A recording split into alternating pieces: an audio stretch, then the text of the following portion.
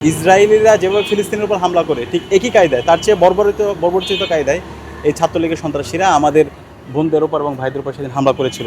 বিদ্যালয় কেন্দ্রীয় ছাত্র সংসদ ডাকসুর উদ্যোগে আজকে সন্ত্রাস বিরোধী দিবস উপলক্ষে ঢাকা বিশ্ববিদ্যালয়ের বিভিন্ন স্পটে আমরা 15 জুলাই ছাত্রলীগের সন্ত্রাসীরা বিশ্ববিদ্যালয়ের শিক্ষার্থীদের উপর যে ন্যাক্কারজনক হামলা করেছিল তার চিত্রগুলো আমরা তুলে ধরেছি। আপনারা এখানে দেখতে পাচ্ছেন 15 জুলাই ছাত্রলীগের সন্ত্রাসীরা আমরা যখন যৌক্তিকভাবে আন্দোলন করছিলাম সেই আন্দোলনে ছাত্রলীগের সন্ত্রাসীরা দফায় দফায় আমাদের ভাইদের উপর এবং বোনদের উপর হামলা করেছিল এবং সেদিন তাদের প্রত্যেকের হাতে বিভিন্ন ধরনের অস্ত্রশস্ত্র ছিল।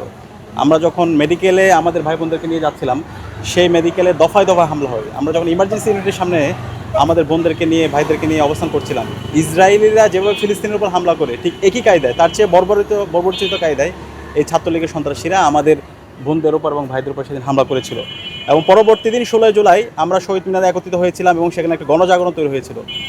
সেদিনও অস্ত্রশস্ত্র সহ টিএসসিতে ছাত্রলীগের সন্ত্রাসীরা তারা আমাদের ভাই বোনদের উপর হামলা করে এবং তার প্রতিবাদে 16 জুলাই রাত থেকে রোকেয়া হল থেকে ছাত্রলীগের সন্ত্রাসীদেরকে হল থেকে বের করে দেওয়া হয় এবং প্রত্যেকটা হল একে একে স্বাধীন হয় এবং 17 জুলাই সকালের মধ্যে ঢাকা বিশ্ববিদ্যালয়ের প্রত্যেকটা হল ছাত্রলীগের সন্ত্রাসী মুক্ত হয়।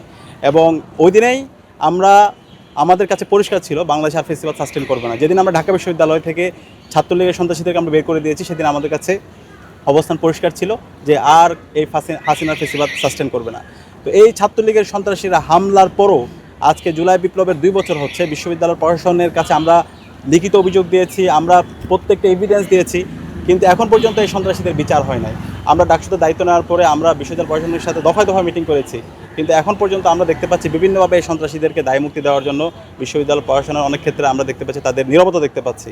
তো আমরা আশা রাখবো এই দ্রুত সময়ের মধ্যে এই চিহ্নিত সন্ত্রাসীদেরকে যেন তাদেরকে বিশ্ববিদ্যালয় থেকে বহিষ্কার করা হয় এবং একই সাথে দেশের যে আইন সে আইন অনুযায়ী তাদের বিরুদ্ধে যেন ব্যবস্থা গ্রহণ করা হয়। এবং সেই জায়গা থেকে আমরা ডাকসুর পক্ষ থেকে ক্যাম্পাসের বিভিন্ন প্রাঙ্গণে এবং বিভিন্ন হলের আমরা প্রাঙ্গণের মধ্যে এই সন্ত্রাসীদের বিস্তারিত চিত্র আমরা তুলে ধরছি এবং একই সাথে আমরা বাংলাদেশের মুক্তিকামী ছাত্র জনতাকে আহ্বান করব বাংলাদেশের প্রতিটি প্রান্তরে যারা জুলাইয়ের খুনি আছে ফ্যাসিস্ট হাসিনা এবং তার দোসরদের চিত্রগুলো এবং তাদের গণহত্যা এবং শিশু হত্যার চিত্রগুলো তারা যেন প্রত্যেকটি স্কুলে কলেজে মাদ্রাসা এবং প্রত্যেকটা পাড়ায় পাড়ায় এই গণহত্যাদের চিত্রগুলো যেন ফুটিয়ে তোলে।